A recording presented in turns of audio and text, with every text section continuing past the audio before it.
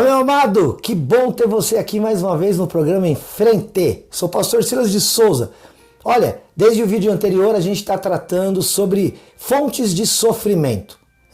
Dos grandes dramas aí da humanidade, portanto atinge a mim e a você, é tentar entender por que a gente sofre, meu Deus, nessa terra. E todo mundo está passando a mesma coisa. Ontem nós estávamos falando, no programa anterior, a respeito de provação. Porque uma das causas do sofrimento é a provação. Somos provados por Deus. Se você perdeu, acessa lá o YouTube e você pode se inscrever no canal. Aí você vai ver um card lá e você pode saber o que eu falei sobre provação e o que a Bíblia diz sobre isso. Porque a nossa intenção aqui é sempre trazer à luz da Bíblia a palavra de Deus, a explicação necessária. Porque quando você fica sabendo das coisas, você pode até não ter o fim do sofrimento na hora que você toma o conhecimento. Mas isso já te alivia para você passar por isso sabendo, como eu disse ontem, que essas lutas que vivemos, elas têm prazo de validade estipulado por Deus. Ele pode até nos fazer sofrer por algum motivo, ou então ele pode permitir o sofrimento, mas tem fim. Hoje eu quero falar sobre uma segunda causa das razões pelas quais sofremos e que é muito comum, mas não é sempre. E de modo geral, parece que nós, principalmente os cristãos, claro, pensamos que esta é sempre a causa. O pecado. O pecado. De modo geral, as pessoas têm isso na mente. E quando estão sofrendo, a primeira coisa que fazem é vasculhar a vida. Para perguntar o que eu fiz de errado para estar passando por isso. Já fez isso, não fez? Pode falar. Confessa aqui no programa Em Frente, vai. Que você, quando passa uma dificuldade, primeira coisa que você faz é ir lá pro teu coração, pra tua mente, pra tua memória, para tentar lembrar o que eu fiz dessa vez. Porque a gente está acostumado com uma sociedade extremamente ligada à meritocracia. Ou seja, a gente vai ter o que a gente merece. Seja bom ou seja ruim. Mas Deus não é um Deus ligado à meritocracia. Meritocracia.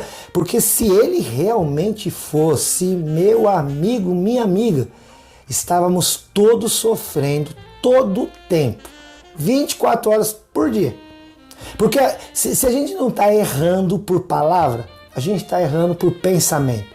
Se a gente não está errando por pensamento, a gente está errando por atitude. Se a gente não está errando por nenhuma dessas coisas, estamos errando por não estar fazendo o que devíamos estar fazendo de certo. O ser humano, a Bíblia fala, não há um justo sequer. Não há ninguém que busque a Deus da maneira que realmente o agrada. É para isso, inclusive, que Jesus Cristo veio ao mundo. Para que Ele pagasse aquilo que nós teríamos que pagar, que é o nosso pecado. E tendo sido pago o pecado, querido, agora vivemos em graça. Mas quer dizer então que eu posso fazer o que eu quiser? Claro que não. Porque agora nós vivemos uma relação com Deus em Cristo de amor. E quem ama não vai fazer mal para o outro. Quem ama vai ouvir do outro o que ele tem a dizer daquilo que ele considera ser melhor para mim. Quem ama vai caminhar junto e vai andar no mesmo pensamento, para o mesmo objetivo. É por isso que aquele que crê na graça de Deus em Jesus Cristo reconhece que é pecador e que anda com Ele em amor. E sim, luta para não pecar. Mas não porque tem medo da consequência. Não porque tem medo de ir para o inferno. Não, isso não. O maior medo, o maior temor que deveríamos ter quando fazemos algo considerado errado ou pecado, não é a consequência disso que sofreremos aqui na terra, mas é o distanciamento que teremos de Deus, que é limpo, que é puro, que é santo e, acima de tudo, nos ama e que nós temos que afirmar, o amamos também. Embora lá em João está escrito, primeira carta, nós o amamos agora porque Ele nos amou primeiro. E querido, vai dizer para mim que quando você ama alguém, você não quer caminhar com essa pessoa e agradá-la. E ver a expressão nela de agrado. E quando você faz algo que ela não gosta, você fica doido para receber o perdão dela. O Senhor compara a nossa relação com Ele assim, com uma relação de amigo. com uma relação de casamento, sendo Cristo o noivo, a igreja a noiva. E nessas relações, tanto a de amizade quanto de um relacionamento a dois, assim, de modo geral, essas relações não são prazerosas e nós não queremos perder. Então, quando nós percebemos, fizemos algo que maculou a boa relação, a gente fica doido para resolver. Se você não fica, algo estranho, porque queremos. E com Deus não é diferente. Então, o pecado não é sempre a causa do nosso sofrimento. Não é. Já dissemos no vídeo anterior, muitas vezes tem, alguém que não fez nada de errado, está passando uma luta. E o nome dessa luta é provação. Mas algumas vezes sim. Pode ser que Deus esteja nos corrigindo no nosso pecado. E essa consequência a gente pode até chamar de castigo. Mas tem que tomar cuidado quando chama de castigo, porque é um castigo corretor. E quem aplica castigo corretor é porque tem amor. Quem aplica um castigo para corrigir, para disciplinar, é porque quer ver aquela pessoa melhor. Quem que costuma corrigir?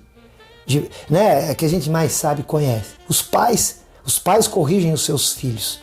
Para quê? Para que esses filhos não fiquem naquele erro e depois se tornem pessoas que não vão alcançar boas coisas e bons objetivos para a sua vida. Então o pai e a mãe que amam muito, eles corrigem os seus filhos, o educam. Eles disciplinam para que esse filho, essa filha cresça como alguém de boa conduta e que vai nessa sociedade, às vezes corrompida e má, se destacar pelo seu bom proceder. Da mesma maneira, Deus, quando fazemos algo errado, Ele nos corrige. Mas eu queria comentar com você algumas coisas a respeito disso. Porque às vezes a gente fala, meu Deus, Deus é aquele senhorzinho de barba branca que fica olhando para nós, esperando que erremos para pegar os seus raios e trovões e jogar sobre nós. Não, não é assim. Não é assim. Olha, há um caso na Bíblia, em 1 Crônicas 21. Diz a Bíblia que Davi levantou um grande censo para saber quantos soldados ele tinha. Isso não agradou a Deus. Porque com isso Davi estava demonstrando para o Senhor, olha, embora o Senhor seja o Senhor dos exércitos, eu quero saber quantos homens eu tenho para eu poder enfrentar as guerras. Ou seja, eu não confio tanto assim no Senhor. Isso desagradou a Deus. Porque Deus já tinha dado tantas provas para Davi, que ele era com Davi, e que Davi podia enfrentar a guerra que fosse, que Davi ia vencer. Para que Davi tinha que fazer um censo para saber quantos soldados ele tinha? Para agora ele se sentir garantido, agora eu vou para a guerra, porque eu tenho esses soldados e eu posso vencer. Davi com 17 anos tinha derrubado um homem adulto de quase 3 metros de altura, o gigante Golias. Como é que agora Davi coloca em dúvida? Então isso desagradou a Deus. E Deus manda Gade, que era o profeta, dizer, Davi, Deus não gostou. E Davi se arrependeu. Davi se arrependeu. E quando Davi se arrependeu, ele declara, eu errei. Eu cometi o que era mal aos olhos do Senhor. Essa história está registrada em 2 textos, em 2 Samuel, mas também em 1 Crônicas 21. E aí Deus fala para ele, olha, eu te dou uma escolha. Olha que coisa. Deus poderia simplesmente ter castigado, corrigido, disciplinado Davi. Mas Deus ainda, olha, querido, Deus deu para Davi uma escolha. Deu 3 opções nessa escolha. Davi, você quer o quê? Escolhe o que você quer. 3 anos de fome? Você quer 3 meses lutar e perder dos seus adversários? Ou você quer que por 3 dias passe um anjo pela terra com a espada desembainhada e assim fira a população nesse período? Olha só, você quer 3 anos de fome, em que a terra não vai produzir o que produziria? Você quer 3 meses de que os seus inimigos vençam você na guerra? Ou você quer 3 dias em que um anjo passe por aí e lance uma praga e as pessoas então... Olha que coisa, queridos. Deus poderia corrigir do jeito que Ele quisesse. Ele é Deus. Você não fala às vezes isso para o seu filho, para a tua filha? Eu que sou o pai aqui, eu que sou a mãe aqui. Me respeita, você está debaixo do meu teto. Eu faço aqui o que eu acho melhor nessa casa. Quando você crescer, você arruma a sua casa, aí você que manda lá. Isso é conversa de pai e de mãe, é normal.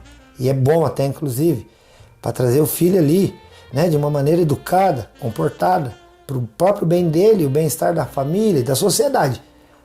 Mas Deus é tão amoroso, que ele ainda pergunta para Davi. Ó, tô te dando 3 opções, 3 anos, 3 meses ou 3 dias.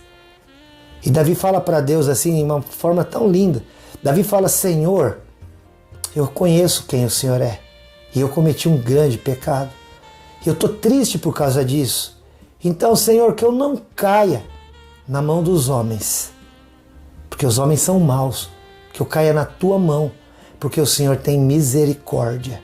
Ele estava dizendo, não, Senhor, eu não quero essa alternativa de que os meus inimigos se levantem contra mim e vençam. Porque o homem é muito mau. Então que o Senhor me permita cair nas tuas mãos para que eu saiba que o Senhor no momento oportuno vai para comigo exercer misericórdia. Davi sabia de uma máxima bíblica, Lamentações 3:22, que diz, as misericórdias do Senhor são a causa de não sermos consumidos, porque as suas misericórdias não têm fim, pelo contrário, se renovam a cada manhã.